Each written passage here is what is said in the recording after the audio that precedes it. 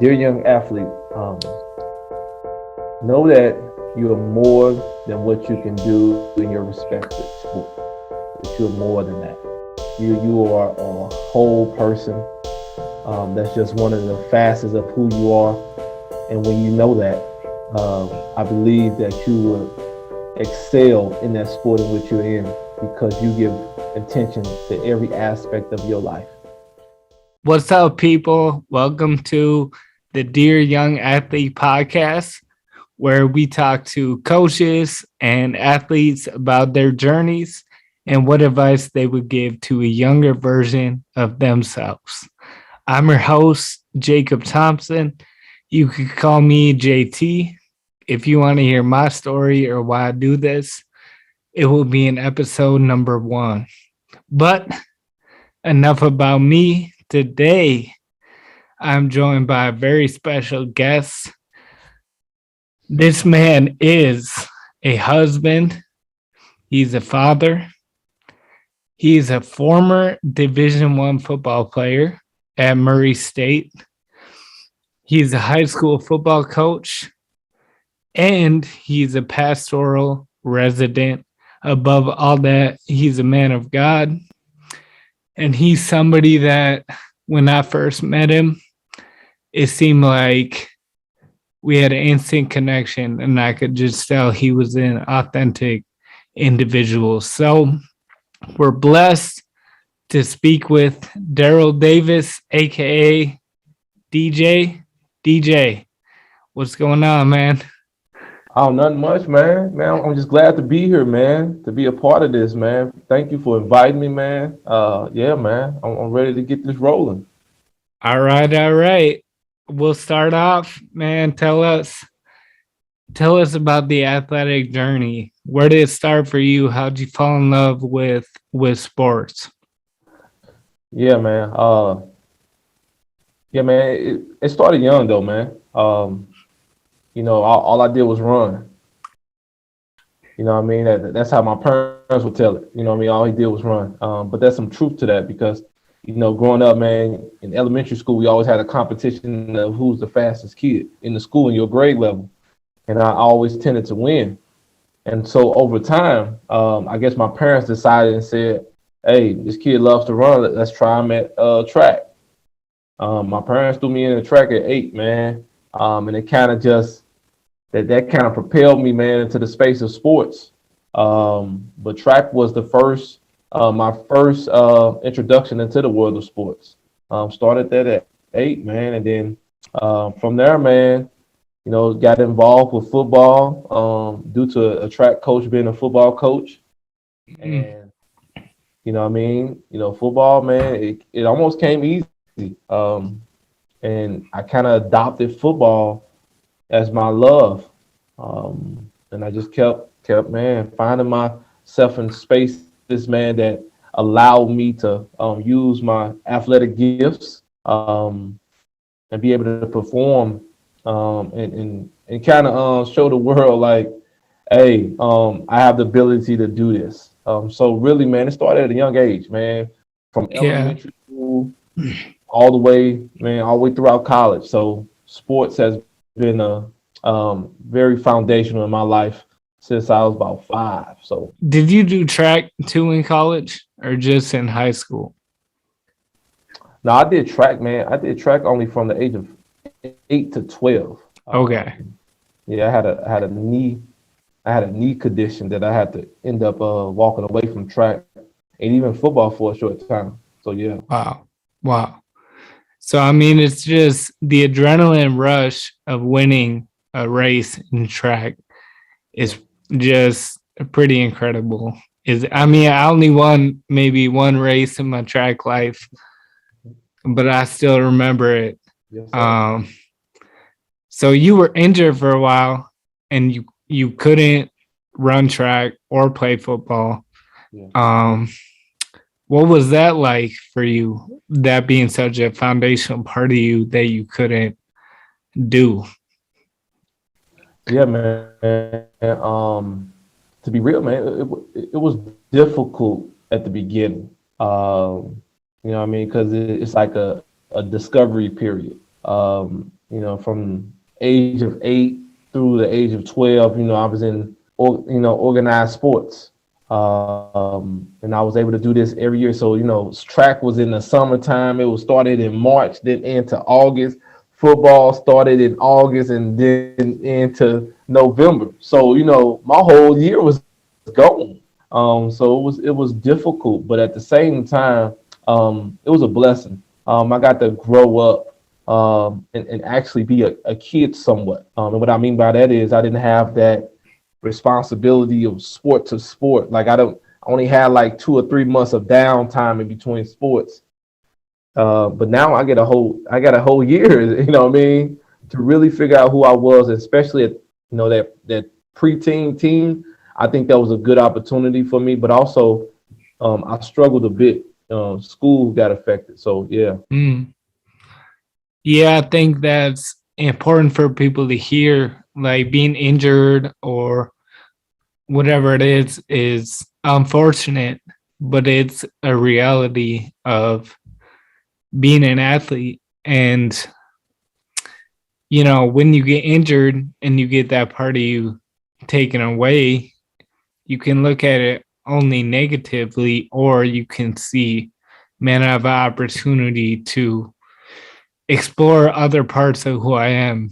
Because ultimately, you're more than DJ, the football player, the track athlete. Um, Take us into high school. So you get into high school football. I mean, are you playing varsity as a freshman, or what's the deal? Yeah, man. That's so I have a unique, maybe not to many, but I have a unique story. So, the high school that I was initially attending didn't have football. So, by rule, I was able to play for the neighborhood school or whatever was considered. And since my dad worked at a high school in the district, I just started at the high school in which he was working. And so with that freshman year, I'm out there. Me, I haven't played for over 2 years at that point. Football, I was out. And this is my freshman year. Somebody told the coach about me and told my dad to bring me out. Um, Man, I lasted probably a couple of weeks, and then I walked away from it again. This time by choice, not by force of an injury. It just didn't feel right. Like I just didn't feel myself anymore. 2 years off, and so I didn't play football in high school for 2 years. So I only have 2 years of high school football. In my history. So yeah, man, and it was kind of a process to that because I tried to play sophomore year. I tried to go to a school and play for a school within our district. I was practicing because season was about to start, and I found out that I was ineligible because based off the school that I was playing for, it was considered a magnet school in our district, and so you can only play for community schools, neighborhood schools. And I couldn't play, so I had to sit out that year. So now that was four. So it's like, I didn't play freshman or sophomore year. So then I was just blessed enough that the coach that I was about to play for my sophomore year um, helped me transfer, Mm. transfer to that school, and I was yeah, man. So I only played 2 years of high school football. There are two things you said. One was you're doing track and a coach invites you to play football. Yeah, And then later now in life, I mean, you missed 4 years of football, 2 years of high school. Most people would say, like, it's going to be real hard for you to bounce back or to go anywhere. straight up. And yet, you had a coach who I'm sure encouraged you and actually took steps to help you transfer and become eligible. Yeah, And as a coach, man, like you don't realize you could really change someone's life yeah, when you see that potential in them and call it out, because yeah, we know now you went on to playing college, now you're coaching, you're impacting other people, but somebody had to see that potential in you Yeah. and call it out of you, and now you get to do that Yeah. with other kids. Yeah. That's powerful, man. So you go out junior year, Mhm. and what's the deal? D back? Are you playing offense? Are you, how did you take us through? You go out to football junior year and you end up being a Division 1 player. I mean, how did Yeah. that happen? Yeah, man. I think it was man, it was by God's design, I would say, man. Because man, at the end of the day, man, when I started junior year, man, I was presented with a question that I believe still to this day changed the trajectory of my football career. I think I would have lasted longer if I would have made the other choice. Um, but um, but junior year when I went out, the coach specifically asked me, "Do you want to play offense or defense?" And so historically, I played defense as a little kid too, but my place was always with the ball in my hands. And I chose defense when he asked me that question. So I played corner because I just wanted to be like Champ Bailey. That's the guy that my favorite corner. So I just wanted to be like him. So I was like, man, I want to be able to, I want to bring the hits now, rather than getting hit. And with that, man, so I played that my junior year, man's corner, man. I did all right, man. It took me a while to get my feet back underneath me in the live games. So it wasn't like a standout year necessarily. But I made the plays that I needed to make. Yeah, I missed some plays. Then moving into senior year, what we had was so we had a senior quarterback my junior year who was leaving, and so when him leaving, we had a void. So I played quarterback too as a kid. So I played running back and quarterback. So I played both roles. So I was just like, hey man, coach, let me play it. Um, and so that kind of I think that's what assisted me in getting the notice from college coaches. Mm. Was that piece? You know what I mean? Like, he could tote the ball, able to show my skill set.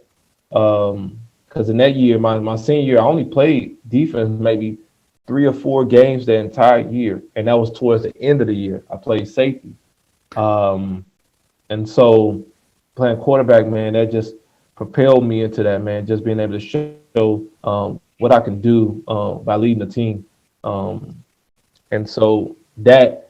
But at the end of the day, even though I could play, what almost derailed everything was my performance in the class.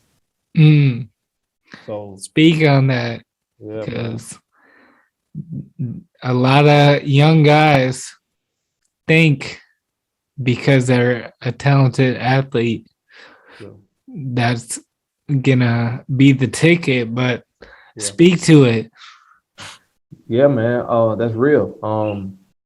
So I didn't. So when I left football originally, at 12, I was doing well in school, and then after I left, I started seeing a downhill spiral. You know what I mean? Like I got my first F in 8th grade, and my mom would tell I tried to turn it into a D on the report card before she got it. But she knew what was up.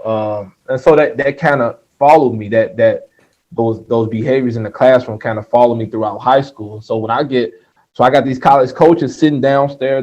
They brought me on visits, official visits, and everything to games, and now we talking about my GPA. Like we no longer talk about film anymore. And it was like, man, dog, you gonna have to take the ACT until you get this score because your GPA is low. Like be real, my second semester, my senior year, I had a 1.9 GPA. 1.9. So I didn't qualify for anything. Like I couldn't qualify for anything. And so they were just like, so what happened was this is when I realized how much I love the game. Is when it was about to be taken from me. And I was just like, Mm. you know what, got to figure this out. Like, how do I get qualified? Because I took the ACT 4 times just to get a 21. Because I was just like, man, and I hate tests, so I kept taking it. But then I was like, how do I get my GPA up to kind of go with that? So I had to take an online course outside of my school workload to be able to get my GPA up to a point where it qualified me to be able to even go to Murray stage. Wow. So I had to do that last semester. So I had my class at school, and then I had the online class that I had to complete. But also on the flip side, I was taking the ACT 4 times in my last semester. And so with all that, man, yeah, I think it's very important, man. We got to realize, like, man, that schoolwork is big, man. I always thought, like, man, if I could play, I could play. But man, I ain't never put, as a kid, coaches always said, man, they want to see our report card, so we had to show it. But when I got older, ain't no coaches asking that for school all the time. Like, our coaches, even though they got me into the school, they wasn't asking me, hey, man, how class doing, man? How you doing with your grades? It wasn't until, the college coaches was looking at like, oh, man. So in that piece, I think, yeah, man, just as an athlete, man, just really be cognizant of what's going on in the classroom, what's going on those report cards, man, because that's going to be key for coaches when they making that decision, man. Can they trust you in the classroom? It shows me too, well, there are a couple of things. One, when a young person has like a hope and a vision for the future, they'll take it to a whole new level. Like, you realize, man, I love football and I could see myself playing football. And so I'm going to do whatever it takes. And you did it, you're taking multiple tests, online courses. And I think what can happen, unfortunately, for a lot of young people, they don't see a future or a hope. And so when you don't have a why, you don't have a purpose, school it can be boring, it can feel irrelevant, it can be not cool. And so I would even say from that, like, understand your purpose and your why as a young person and as an adult, like, and it has to be bigger than you.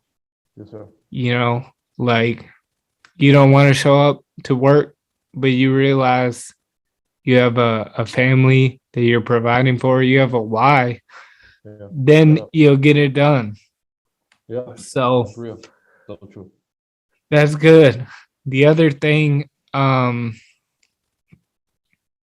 a coach, man, it can be tempting to elevate winning to an unhealthy place where you don't even really care. And it's not to knock any coach you may have had, but it could be like, hey, this kid is good.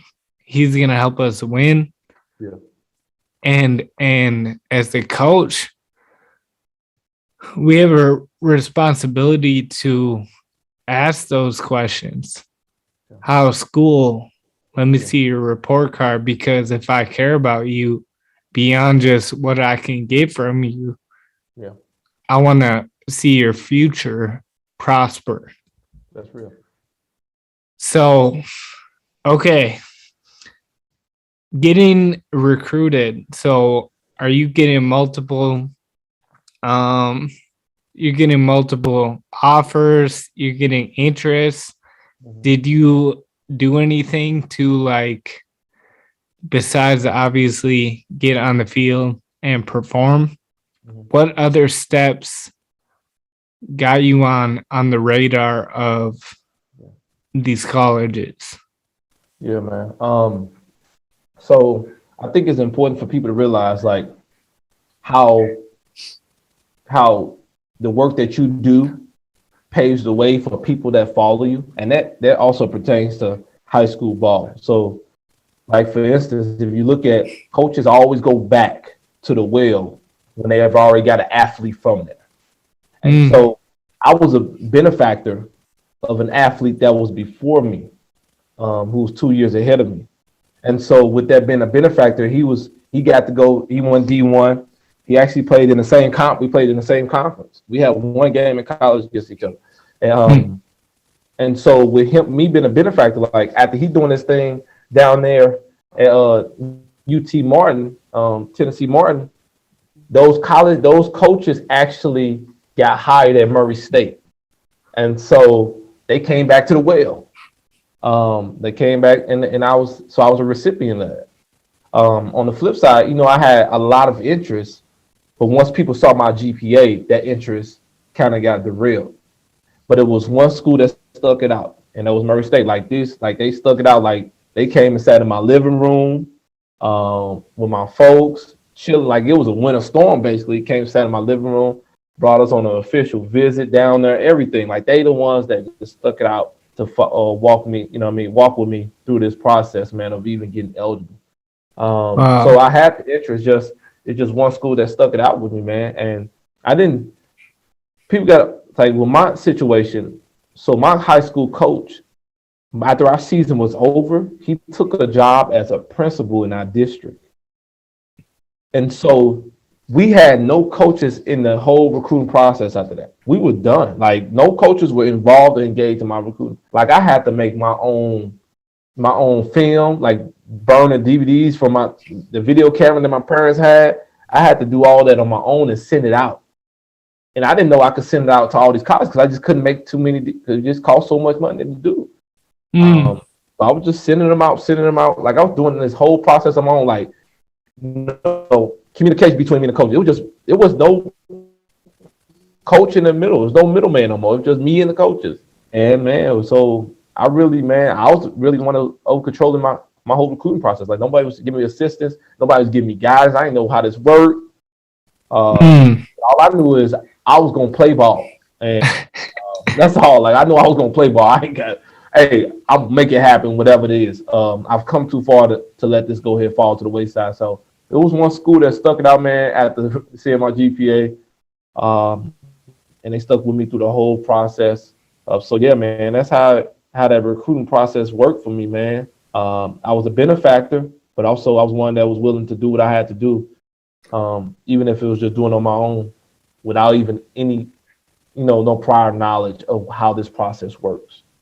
Yeah, that's gold because, man, I think like some of these young people I've coached or seen, they have this kind of fantasy like they're just magically gonna get a D1 offer.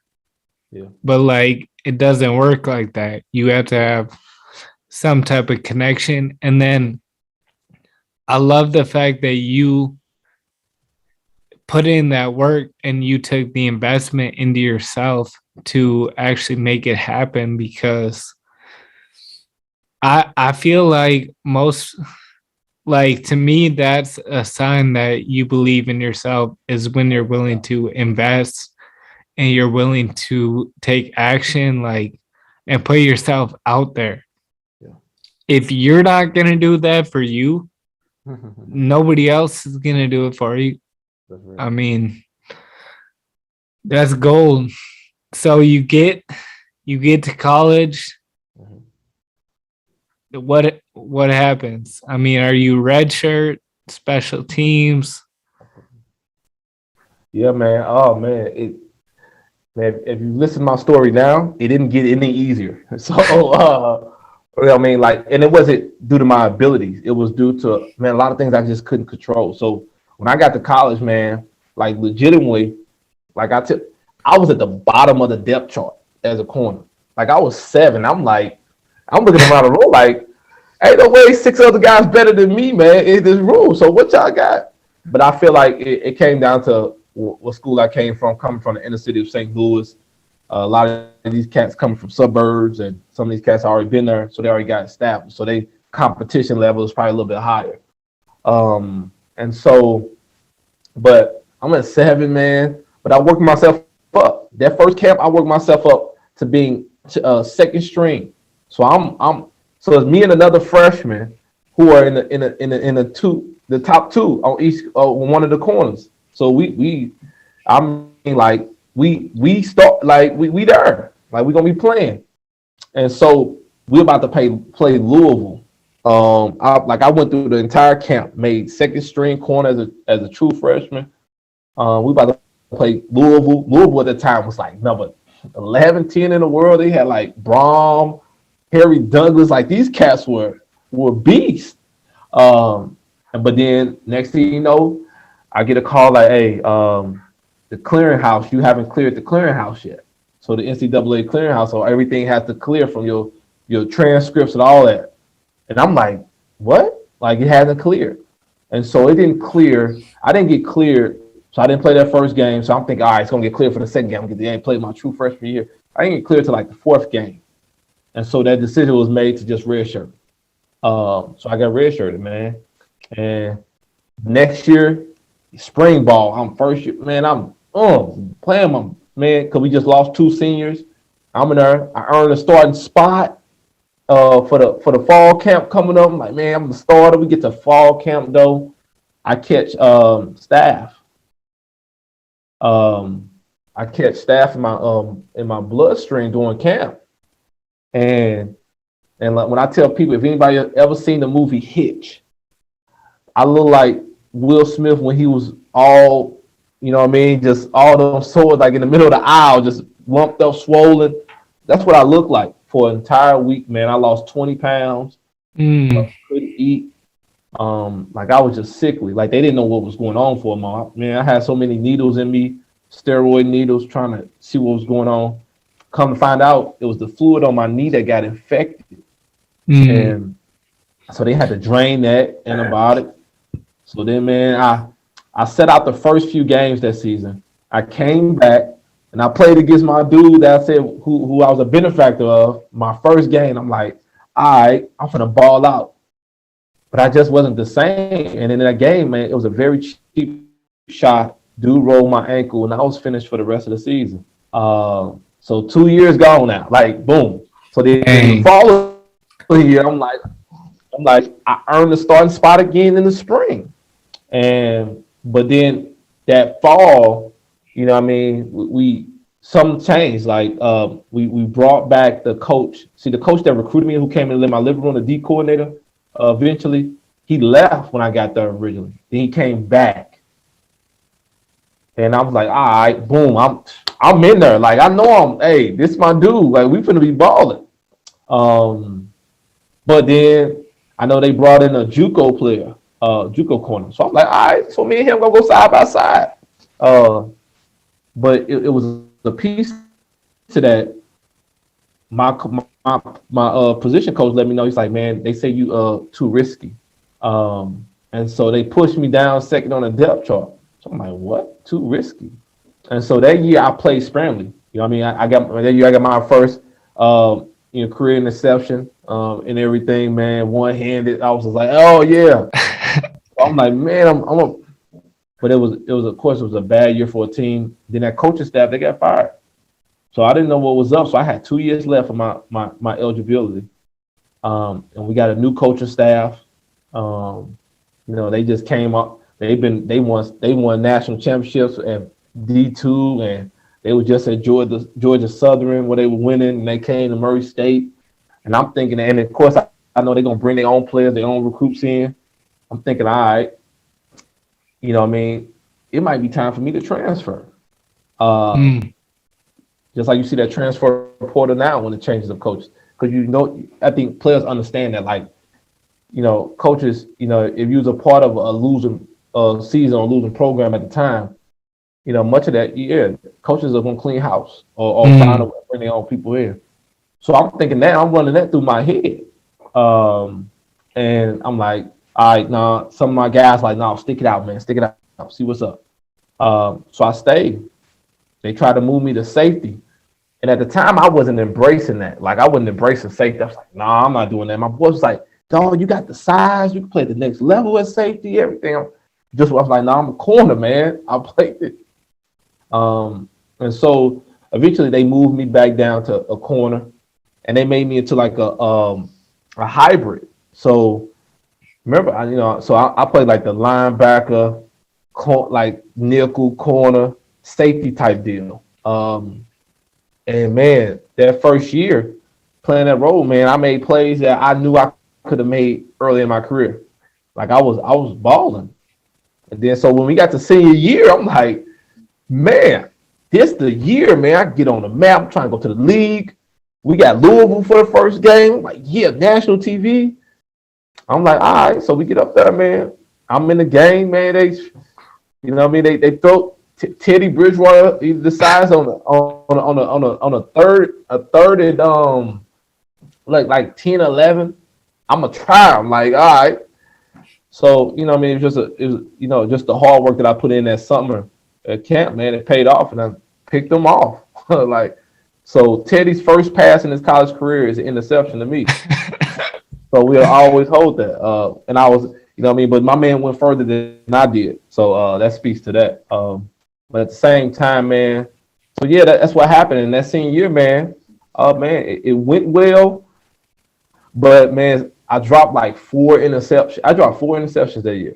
Should have had. And so that kind of changed the trajectory of kind of that league type deal. And man, I was like, man, I was dropping. Man, it was just rough in that sense, but it was a great season. Those last 2 seasons were good seasons, man. It had me get 2 looks at least from 2 NFL teams, but it just didn't work out. Yeah, man. Yeah. And your journey, a theme that I see is like you had so many chances to quit, and I think life provides all kinds of opportunities to quit and to give up on your dreams and your hopes. Yeah. And even when it seemed like, man, everything is against you, all these circumstances, and I love that you persevered through all that. And when you're on the field, and you pick off Teddy Bridgewater, it's like you would look back and say, because there were times you probably felt like quitting, but in that moment you would look back and say, like, what was I thinking? Thinking about quitting, like thinking about giving up. Like, in that moment, it's so clear, but when you're in the difficulty, like you gotta press on and see that future. So I love that, man. He picked off Teddy Bridgewater. He's being humble. He also sacked Jimmy Garoppolo. So this guy, he's a real deal. So one more, and then we'll bounce into some of your faith journey. But you graduate, you have a couple looks at the NFL, and you end up where I meet you on Young Life staff. Yeah. So just how'd that happen? Yeah, man. Man, that happened by chance, to be real. So man, because I didn't know anything about Young Life at all. Like, I've never even heard of it. But I had an opportunity when I started seminary, and I was, I had to do like a sort of like an internship. Like, you had to do something in a multi-ethnic space, so you had to be involved with a multi-ethnic church. And so the church that we decided on to attend actually had the leader at the time, who still is the leader of Young Life here in St. Louis City, attending that church. But he was about to leave the church at that time. And so he attended one service, and I met him that one time. And the pastor just connected us, like, yeah, man, y'all need to work. Yeah, he's a good guy. You should consider bringing him on. And that conversation kind of started. And it didn't really take it anywhere until later on. And so that was my first introduction to Young Life. And so maybe about a year later, um, we started talking about that role because I was currently working somewhere else, and we kind of chopped it up, got cool. And then as I was moving away from what I was doing at that time, be honest, I needed to make ends meet. Like I got to feed my family, man. So that's how, and it was love shown by that, like that consideration, that empathy, like, hey, like you're a fit for this. Like I believe that you can help us here, but at the same time, I think we can help you too by this being a position that you also paid, and it was a blessing, man. So yeah. So we talk about coincidence, but there are some things that you look back like it had to be God's provision. Like what are the odds you're in that one church service and the other dude's in there like I look back at life and see so many things like that. It's crazy. Yeah. And speaking of which, tell us about your faith journey. Like, did you grow up in this Christian house or how did you get from being a kid to, now you're a pastoral resident? Yeah, man. Good question. Nah, man, I didn't necessarily grow up I didn't grow up as a Christian. I didn't grow up as a kid that went to church. Um, I can only remember maybe once or twice that I went to church as a kid. I think that was once to my grandfather's church. Might have been Easter, man, like normal, like one time. And so, but we always had this understanding of who God and Jesus was. In the sense of my folks still had the Bible, like the Bible in black homes, man. Everybody has a Bible. I don't care everybody has it. My mom had the Bible, and they'd be like, man, just pray when things are tough. But we didn't go to church. So as I grew up, man, I wasn't really concerned about my faith. Like I was just moving on with life. Like really my first introduction as a person to even think anything really in scripture was at the age of 9. Like I was just telling somebody this the other day, like, man, like we were before a game, it was like, let's pray. Our Father in heaven. And so it's like the Lord's Prayer was my first engagement with the scripture, man. And that started in football. Like that was always a part of the culture. Like, let's pray before the games, pray after. And it was just always the culture. But as I got older, man, I got into college. It was a position held by a guy that actually played at a rival school in the conference who came over as a chaplain. Became a chaplain, and cool dude. But I was like, I ain't worried about no chapel. I ain't going to no chapel. Like I didn't go to chapel. Like I was but he was always in the locker rooms. He was always on the field. Just really trying to still be cool and build relationships. Or he'll be out eating with us, wherever we were. Like he traveled with the team and all that. And so like that's my first like introduction in the sense of, okay, this is real big. And man, to be right before I even got to college, like to even go back a little bit more. So me playing football, like I was just thinking when I was driving over here, I was like, man, if he asked me a question such as this, how do I answer that? I thought I'd make sure that I answer that correctly and wisely, so somebody can really understand like how God has been just doing things with such things as the game of football. So and so with that, when I was playing football, see, I grew up. We didn't have in my family, especially my dad's side, we didn't have football players. You just had guys who played ball, and then that was it as kids in high school and stuff like that. But on my mom's side, we had a couple of cats that made it to the league. But one of my cousins who lived in the area out here in St. Louis, man, we was like, me and my little brother, man, we was just fans of him. Like we was trying to cheer him on and everything. I remember in '02, like, man, he went to state and he was on '01 and he went to state and he was on TV down at the dome where the Rams used to play. And we was like cheering him on. And so me and that relationship between me and him grew because of our commonality when it pertains to sports like football.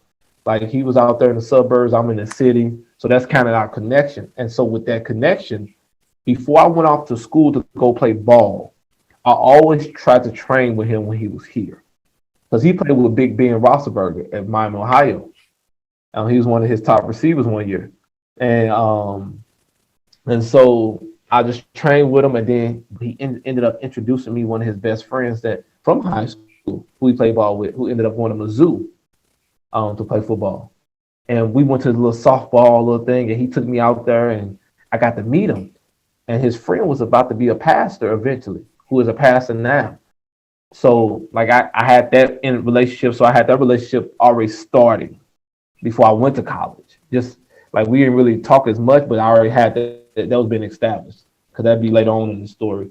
But at the same time when we talk. So at the same time, me seeing the chaplain, I'm like, okay, I've met a guy back home who's kind of played ball. He was in ministry now because he came back. Now got this chaplain who played ball, and he's in ministry, but he's here with the football team. So I was always in those spaces. I've always found myself in spaces, a lot of due to football, with people who were of faith. But I still wasn't a believer. Like I still didn't do none of that. You know what I mean?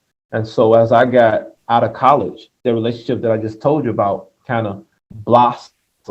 Like, man, I needed somebody to talk to, who I could talk to about ball, who I could talk to about faith. So I just started going Bible study. After a couple of years after I got back, I started going to Bible study. And irregularly though. And so, you know what I mean? But in this Bible study, it was unique. It wasn't like the Bible studies I've seen before where cats be up there preaching like almost a second Sunday service just on Wednesday. But this one was just like we got a passage. We kind of express how we think the passage, how we interpret the passage individually, how it was connecting with us. And people were sharing people were asking tough questions. And I was like, for real, this Bible study? Like we can ask hard questions. And I was just like, yeah, okay, I'll try to come back more and more. But then I started coming back a little bit more, man. And then eventually I found myself on Sunday service. And then eventually it just led to me, man, giving my life to Christ in that church, man. So yeah, man, I didn't grow up in the church. But how does somebody that didn't grow up in the church in a seminary? Well, man, that's real, man. I would just say, as I grew up in that church that I gave my life to, I started having struggles. I got ordained as a minister in that church. And then after being ordained, I started having a lot of struggles. I started dealing with a lot of questions. In that time, I found myself in a dark space, depression, everything, man. But also I was struggling because some of the things that were being talked about in the church, I was struggling with in a sense. And so I had somebody I was cool with, a friend of mine who was like, we was having lunch one day and he was like, man, have you ever heard of Covenant Seminary? I was like, no, I ain't never heard of no seminary. I don't know what you're talking about. Well, they teach the Bible, they teach the languages and all that. I'm like, for real? Because at the time I was like taking an online course at Dallas Theological Seminary for free. Like you could watch the videos, and I was lost. I was like, I don't know what the heck they talking about. So I came up to the seminary, man. And when I came, me and my wife came on a visit, and this seminary opened me up because all I saw was our faith as black and white. So I only saw black church, white church. So we came on the campus, we see an Indian dude walking the campus. And I'm like, Indian dude walking the campus. I looked at my wife like, this is where we need to be. This is where we need to be. So I was like, so in my faith journey, not growing up, I grew up in a black dominant community, a beautiful black dominant community. Then I got to go to a church. Then I went to school, which of course it wasn't black. I had to adjust, but I was always surrounded by faith believers. Like even on the team, cats that will always talk about God and Christ. You know what I mean? Just in that, and at the time, I ain't trying to hear that. Man, come on, man, let's just go party. But these are guys, like these are good dudes. Like they never wavered in who they were, and I respect that even to this day. And then that, I guess those were seeds being planted. So when I got out of school and the relationship that I already was having established, that just grew, and that drew me to the church. The game of football was foundational. God used it as foundational, a foundational piece, man, for me to find myself in the church, man, for real. And that is so encouraging to me. There are a few things that I resonate with and I want to pick out. Like one, it was similar for me. Like growing up, you're into sports, trying to get girls. Yeah, I liked hip hop ever since I saw the movie Like Mike. But so it felt like God wasn't into what I was into. You know, that's how I felt going to church, was like the things that I like and that I'm interested in aren't really relevant at church. But here you're saying football is how you were first introduced to scripture. Football relationships are essentially what God used to bring people into your life. And that's literally why I'm doing this podcast, is because sports are not like an unspiritual thing. Like God cares about all aspects of life. And I want people to see, like, man, just because you're into sports and you're into certain music or whatever, like, it doesn't mean that God cannot be in those spaces with you. I was super encouraged too about these multiple steps on your journey, because as you know, as a minister and me, it can feel like, oh, I'm not accomplishing anything. Like I'm out here trying to share truth with these people or build a relationship or whatever. And it seems like nothing is happening, but you may be planting a seed. Like that first guy you met, it was like, he might have felt like, oh, DJ is like, he doesn't care what I would say, or he's never gonna like get it. Yeah. But then he didn't know later you would meet this chaplain, and it was like, okay, now I'm meeting multiple people. So, man, I love that. Super encouraged. What is a lesson or something you learned playing sports that's carried with you outside of sports and impacted your life? I'm sure there are many, but if you can give us one. Yeah, man. Move on. So move on. Just that as a DB, you gotta have short memory, and that was a gift within itself. You know what I mean? If a play happens on you, you gotta be able to move on to the next play, and give maximum effort. Do what you gotta do, because the difference is, it's just like in the game of football. You might give up a big play and you stop them at the 1 yard line. The fact that you stop them at the 1 yard line now gives the defense an opportunity to stop them 4 more other times before getting in. And so with that, you got to get back up there and you got to focus on your assignment. You got to focus on your responsibility. So that short memory is one of the biggest things that I learned as an athlete as it pertains to life. Like things are going to happen in my life. You know what I mean? I'm going to.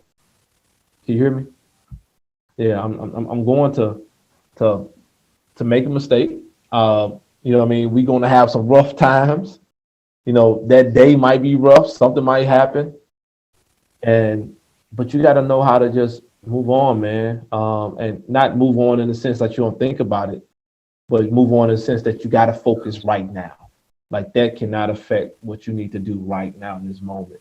And that's, man, so that's been very helpful, man. Short memory, man, and learning to move on, um, and having and understanding that you still have a responsibility.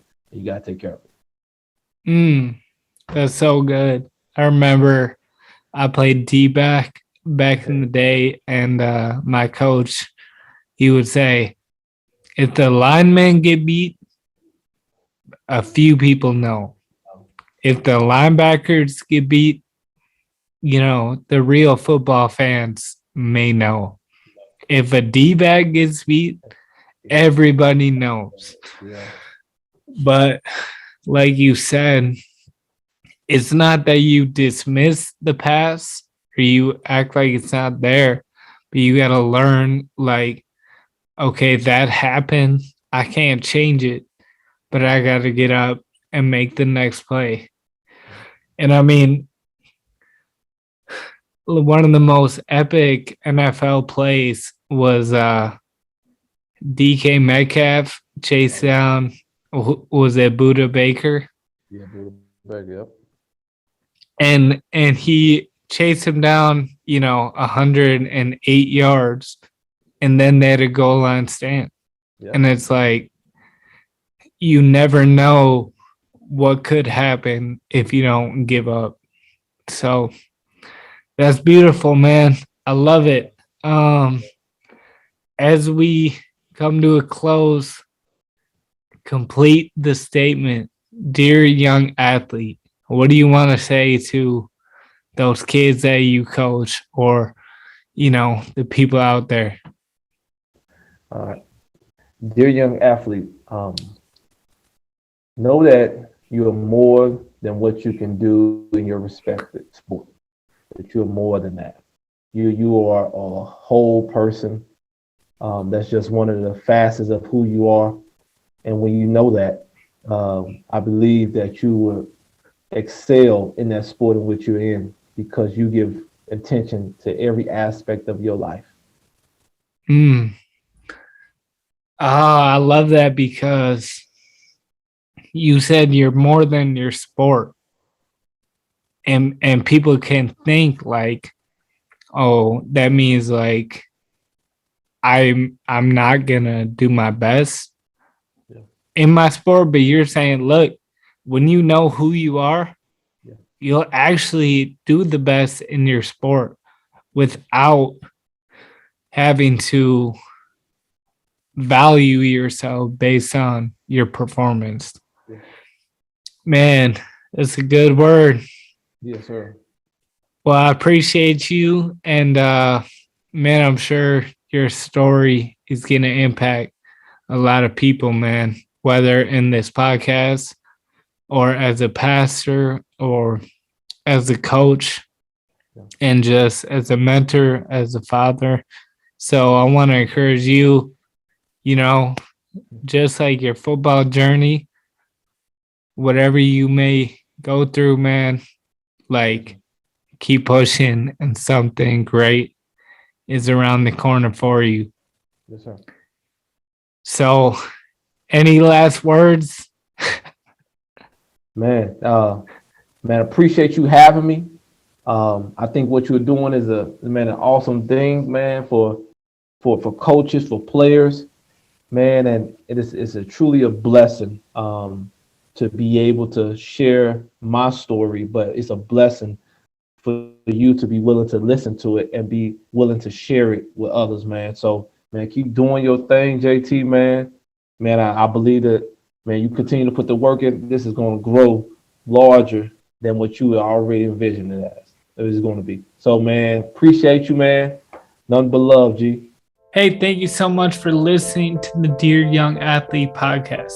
Make sure you check out our website linked in the description and find out how you could bring Dear Young Athlete to your team or your group.